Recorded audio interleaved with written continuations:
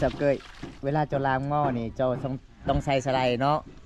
ส่วนสาวใหญ่เวลาเพิ่นล้างหม้อเพิ่นบ่ได้ใส่สไลด์เพิ่นว่าถ้าใส่สไลด์ต้องใส่ใจไปนำย่ำหน้าก็พิงไฟเป็นนี่หรือว่าบ่ได้พิงปึ๊บระวังเริ่มดินปอกสาวใหญ่ภาษาบ้านเจ้าเอิ้นปิงปลาว่าจังได๋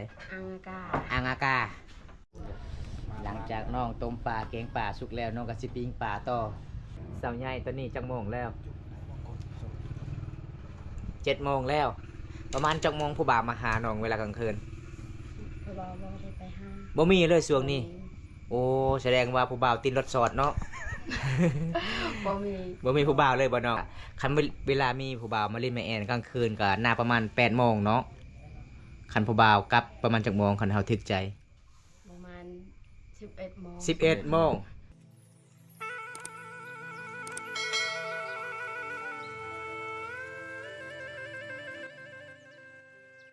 กินบ่หลังจากอาบน้ำแล้วก็คือน้องกะสีได้ป่ามื้อนี้ได้ลายเลยทุกคนซอยน้องนี่ขยันลายเด้พี่น้องเอ้ยบ่คำสิเว้าเลยสุดยอดลายตอนนี้น้องจะเอาไปใส่น้องฮะน้องสาวจะไปใส่อ๋อเพิ่นสิเลือกปลาสิกินปลาต้มปลาหรือว่าแกงต้มเนาะต้องใส่เกลือเนาะถ้าบ่ใส่เกลือมันก็สิบ่แหลกได้นี่ทุกคนหลังจากที่น้องมาเก็บมาแต่โซนแล้วต้องเอาไว้ที่เสร็จโกะถ้าเอาแบบนี้ยันมันโกะเลยเด้อ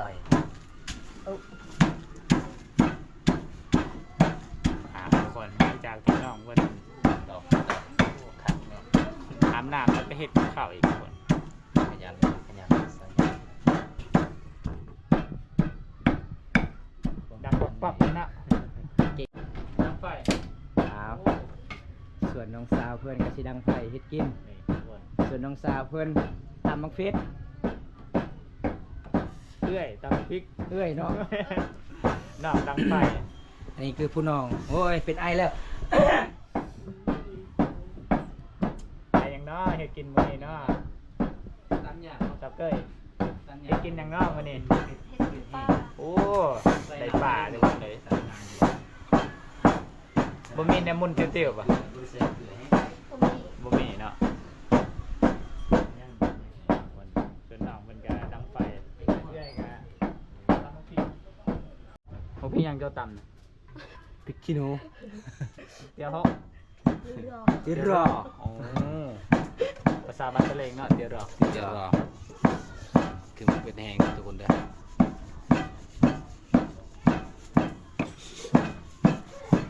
สาวลาวเนี่ยเห็ดกับข้าวเก่งนะทุกคนเลยตกใจบ่ยันว่าตกใจแสดงว่าซอยน้องในสุดไผ่สุดมันเนาะสุดไผ่สุดมันแหละส่วนน้องเพิ่นนี่เฮ็ดกินนี่เก่งเด้เมื่อนั้นน้องก็แกงปลาให้บอมตากินยอดเลยแซ่บอร่อยผู้ใดแกงผู้นี้ล่ะโอ้เนาะสุดยอดน้อยๆสำนีก็โอ้จักกันสับเกยเวลาเจ้าล้างหม้อนี่เจ้าต้องใส่สไลด์เนาะส่วนสาวใหญ่เวลาเพิ่นล้างหม้อเพิ่นบ่ได้ใส่สไลด์เพิ่นว่าถ้าใส่สไลด์ต้องใส่ใจไปนำเจ้าล้างมื้อนี้ก็คือเจ้าใส่ใจไปนำบ่ฮะใส่เนาะโอ้สมพอสะอาดเลยทุกคน อันนี้คือผู้น้องเลยทุกคนอายุ15 ปีบ่เจ้าบ่14 ปีโอ้14 ปีท่านเรียนม.3 ยังอีกกะประมาณ4 ปีก็คือเรียนจบเลยเนาะ18 ปีก็คือจบม.7 เลยทุกคนนี่ล่ะส่วนบทบาทลาวเพื่อนของสาวใหญ่มีแต่น้องคนนี้เรียนหนังสือเลยทุกคนเลยภาษาไทยเก่งบ่เจ้าอ่านบ่ฮะอ่านได้อยู่เนาะน้องเจ้าเนี่ยมันแปลกเลยสาวเกยค่อยถามว่าน้องเจ้าฮู้บอกภาษาอังกฤษบอกว่า I love you ค่อยฮักเจ้าอ้าวเพิ่นเก่งภาษาอังกฤษได้เอื้อยเจ้าได้ เอาทุกคนวันนี้ตามติดวิธีชีวิตส่งให้น้องเด้อเมื่อพี่น้องอันนี้คือน้องอายุ14 ปีขยันหลายเลยส่วนน้องสาวเพิ่นก็สิตำมักฟิตสิต้มปลาเยี่ยมคือแบบถึกใจเนาะเยี่ยมคือถึกใจเนาะตะโกอย่าเบิ่งเด้อสูตรน้องสาวเจ้าเด้อเพิ่นประสบการณ์สูงเพิ่นเรียนม.3เลยได้ เบี้ยเลยเนาะ อ้าวบุญมาชกเบียร์อีกยังยังจบเบียร์แล้ว แล้วได้เที่ยวมาแท้เหรอ อ๋อเอา สาวลาวเฮ็ดกับข้าวทุกคนนี่คือน้องเพิ่นจะต้มปลาเด้ เออ เลอะไว้เลย ต้มปลาย่งต้มปลาจงก็คือปลาคอ ปลาอย่างอื่น ปลากินหญ้า ปลาเป็นยาปลาได้เนาะปลาได้ค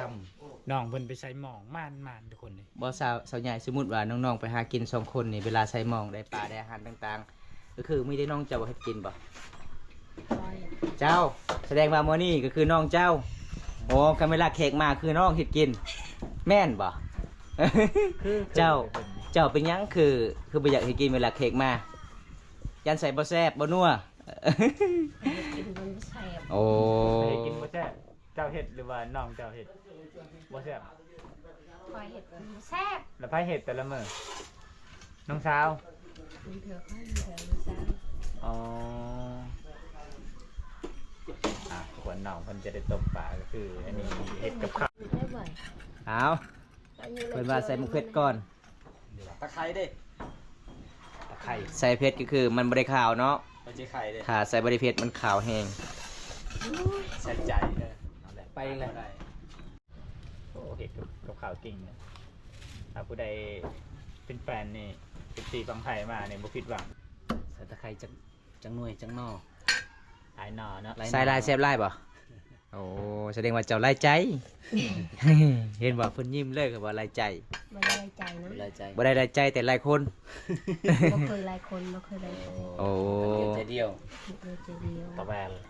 ตะแวร์ ใจเดียวกับฮักเดียวเนาะ มีดเจ้าในคมมาเลยเนาะ เอ้า โอ้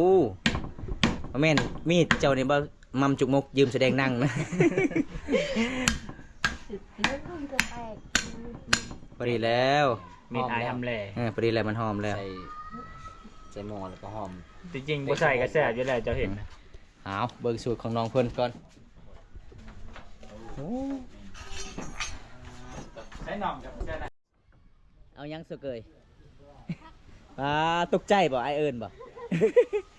ปลาเบิ่งทุกคนเป็นตาสะอ่อนเลยผักหอมป่าผักหอมเปรย์เขาจะปลูกมาทุกคนเห็นบ่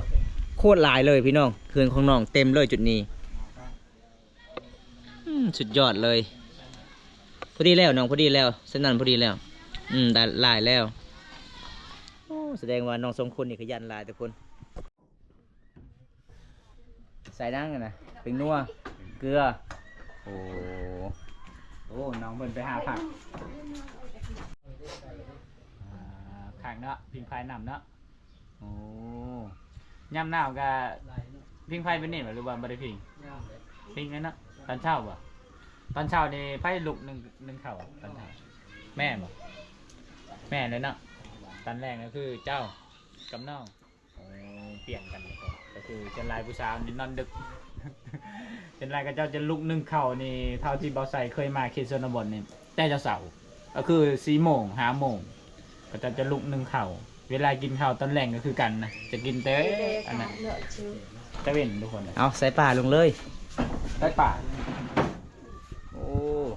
น้ำพดแหละพดแล้วอากาศย่องเฮานะ เอา ราคากันเลยนะ เดินเลยไปได้เลยเหรอ การจะได้ แต่เอาพาหม้อเกี่ยมพาหม้อนำเดี๋ยวมันโดดออก เอาตอนนี้น้องก็สีใส่ ราคาเลย ป่าแล้ว ปึ๊บระวังเริ่มดินปอก อืม จะเจาะจริง จบปลาซิวนี่ ชื่อ จริงเนาะสาวใหญ่สุดยอดเลยจะไปกินวันนี้ แต่จะแซ่บหลายทุกคนนะเด้อประเดี๋ยวยังมาชิมฝีมือสาวมังกรเฮ็ดกับข้าวเด้อ ถ้าใส่ลาบนี่ซอยน้อยๆบ่ เป็น ใส่แกงนี่ต้องซอยใหญ่ นั่นบ่ ๆโอ้ทุกคนเลย บัดอีหยังอันนี้ แล้วบัดนี้ บัดงอ บัดนี้งอมันงอวะมันงอขึ้นเทิง งอ โอ้ปลาคอนี่ปลาต้มเนาะเฮ็ดอะไรย่างเนาะปิ้งเนาะปิ้งในบ้านเจ้าเอิ้นอะไร อืม อังทุกคนเดี๋ยวปิ้ง สูตรไผสูตรมันเนาะบ่บ้อง สุดมันโอ้ เก่งได้สองไอ้น้องนี่ได้ สามกล่องให้เป็นเนี่ยบ่ใส่กัน คือ เริ่ เดี๋ยว ม ภาพนี้เดี๋ยวบ่ได้ใส่ เริ่มจะเป็นอ่ะ ใส่ ใส่เบิดใส่ตำลังเพิ่นว่าจึงแซ่บ อันนี้พักยังนี่นะ โตเนาะ ผักบัวคือกันเนาะ บักโบ ผักบัวผักบัว ใส่ตัวไหนเดี๋ยวมันตกเอ็กตัวใหญ่ งามได้อยู่สวนอยู่อันนั้นน่ะอยู่หนองป่าเนาะงามดีพักนี้ แสดงว่ามื้อนี้น้องบ่ฮดเลยผักบัว ลืมฮดเลย นี่เราปล่อยช่องโตแล้วเราปล่อย เอาอย่ากลับ แห้งลาย เชื่อมผู้เอ้ยปิ้งปลาเนาะเชื่อมผู้น้องซอยฟัก จะแบ่งหน้าที่กันเห็ด จึงไวไล่ เด้อถือมือดีใส่หน้าเดียวเด้อ สาวใหญ่ภาษาบ้านเจ้าเอิ้นปิ้งปลาว่าจังได อังกา อังอากาจ่าแอมลึ นี่ อังอากาปิ้งปลาโอ้คล้ายๆกันเลยเด้อพี่น้อง อากาศปิ้งปลาสบายแล้วเอาโดดเนาะแม่เฮ็ดเดือดโอ้คันเอาแบบเสือกอีกเอาตอกนี่โอ้ ปุ๊บ ไปใหม่ได้ เจะนอนก่อนก็ได้ บ่ใส่เกลือบ่น้องใส่แล้วบ่ บ่ใส่ บ่ใส่เนาะ ที่หลบเหยียดคือ วันจังนาทีจึงสุกเจ้าต้มปลามื้อนี้ เสียบเนาะ เอาว่า20นาที หมอ บ่ฮอดบ่ฮู้เลย โอ้ฮู้แต่ไอ้เลิฟยูอย่างเดียวเจ้าเนาะ ไอ้หลบอยู่ ไอ้เลิฟยูเพิ่นว่าฮู้อยู่อันนี้ภาษาเป็นเจ้าเอิ้นนี่ได้นี่นะ บวก บ่วงบ่แม่นจองบ่ บ่แม่น บ่วง โอ้บวกตัวน้อยเด้ บวก บ่วง บ่วงเมื่ อันนี้บวง อันไหนแก้วพี่ เอาวิ ก็บวกนี่ดอกเว้ย เอาเอาวิกับบวง เด็ด สีเบิด สิเบิ่งเป็นจังได๋ อร่อยเลย อุ้ยเจ๊เต็มเลย ในกระ โอ้ สีจังหวัด อร่อยไหม กินจ้างเกลือจะบ่นะ เพิ่นว่าใส่เกลือก่อน เกลือ เจาะเบียร์แปลง จ้างเกลือ เกลือนี่ เอ้า เค็ม เจาะเลยเจาะบ่อย เป็นนัวพร้อมกาเกลือพร้อม ๆในเปียกเตียวแต่แม่เราไม่เปียกอะเตียว กินตีมือสาวใหญ่ทุกคนเลยแสดงทราบเกลือเด้อมากินน้ำกันทุกคนเลยถ้าคนใดอยากมากินก็มาเด้อ ให้ทำไป พยายามทีมือบัตรก็สิทุกคนเลย เก่งเนาะสองไอ้น้องนี่โอ้ยคันสิเอาเอื้อยก็สิได้น้องก็ดีทุกคน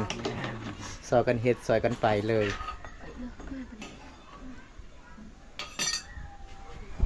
อันนี้คือเบาไซบาสาวอ้อยแม่นบ่สาวอ้อยตะอุ้ยนี่บ่ คือเนาะ คือสักหน่อยเลย แม่นแต่ว่าเว้าบ่คือ บอกว่าคืออัน แม่น อันนี้ภาษามังกรนี่ มังกร นำภาษาตะอุ้ยเกรอะกันนะเนาะ เสียใจใหญ่เนาะ แม่น เพื่อเกาะเลยนะ เกรอะกันนะเนาะจีดยอในกิเลย สาวใหญ่คอยเบิ้งเจ้านี่มันสิคำนี่ให้งามเลยเจ้า นี่ ลาย มาแล้วคำชมมาแล้ว ให้งามให้งามเลยเจ้านี่ เขินจนไปบ่เป็นเลยใช่เนี่ย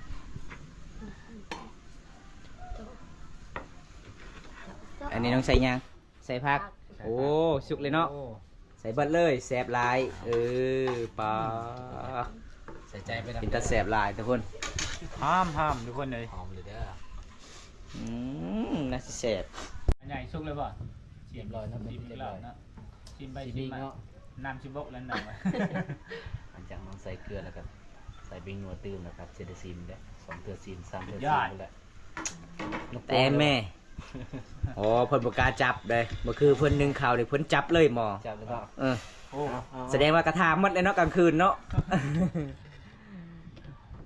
เรียบร้อยตอนนี้ ควันไฟของน้องติดขนาดเลยพี่น้องเอ้ยบนเตาไฟก็เจ้านึ่งข้าวเป่าไฟ อันนี้เป็นพื้นยังโบกพี่น้องเอ้ยเห็นบ่ก็เจ้าลุกคักขนาดเลย อุ้ยบาด เอาใส่ผักหลายมันก็แสบ น่ากิน ต้มปลาทุกคน เราเคยว่าเอ้ยคอยปิ้งบ่แซ่บคอยสิปิ้งคืนเด้อ สิแสบหลายเนาะ แน่มาจะเลยเอื้อเจ้าลืมเนาะลืมเอื้อเกลือลืมหมดทุกคนเลยลืมกันได้เอื้อเกลือ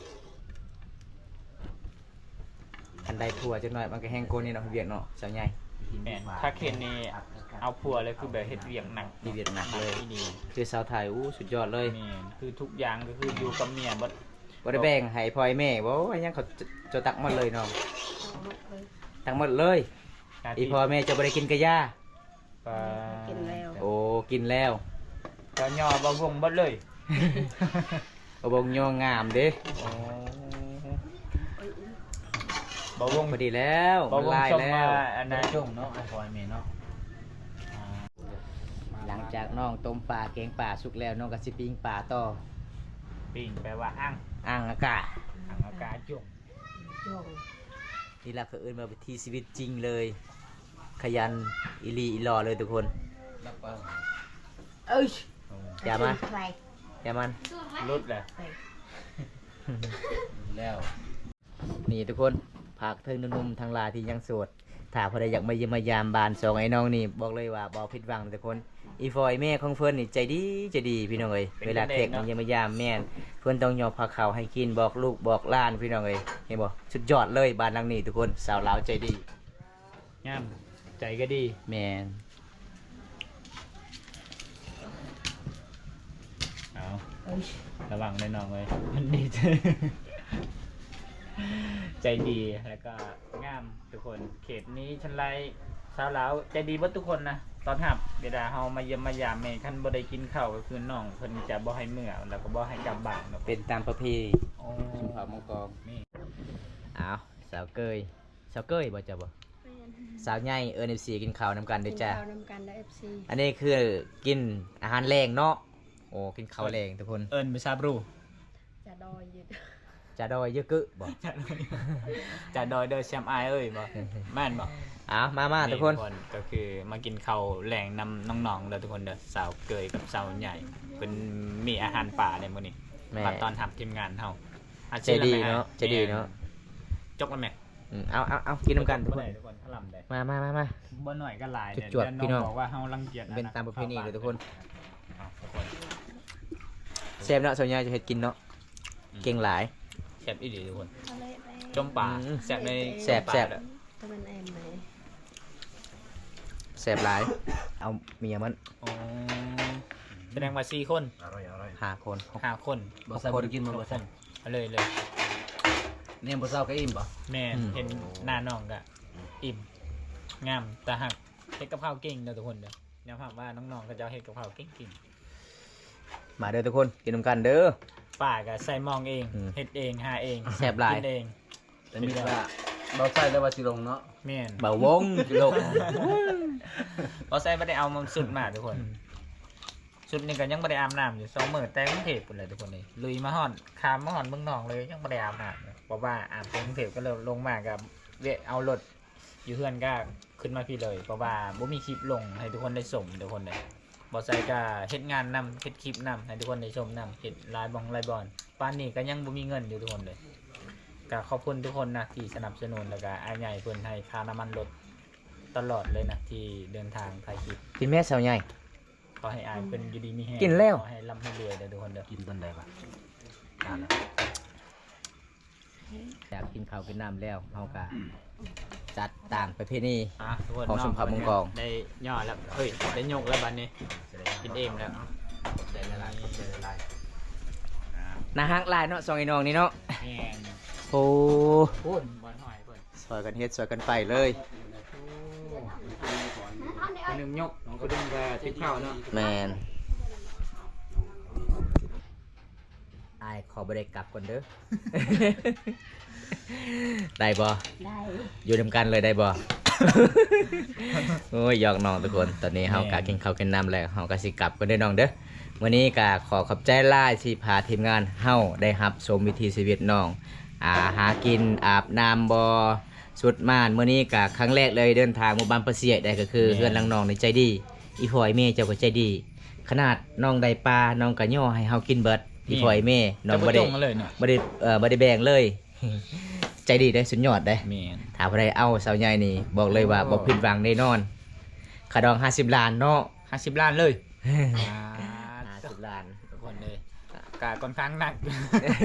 50 ล้านก็โตะอยู่หลายหมื่นอยู่ ประมาณ 50,000ทุกคน 50,000หรือ40,000 บาทหรือว่า 50,000เลยแหละถือว่าขดองแพงเติบนะถ้าสำหรับเขตชนบทนะ 80,000บ่ 80,000ด้วยเนาะโอ้ทุกคนเนี่ยบ่ว่า น้องสาวของเพิ่น บ่เคยได้เงิน ขยัน ขาด หลายสาวใหญ่ตอนนี้จักโมงแล้ว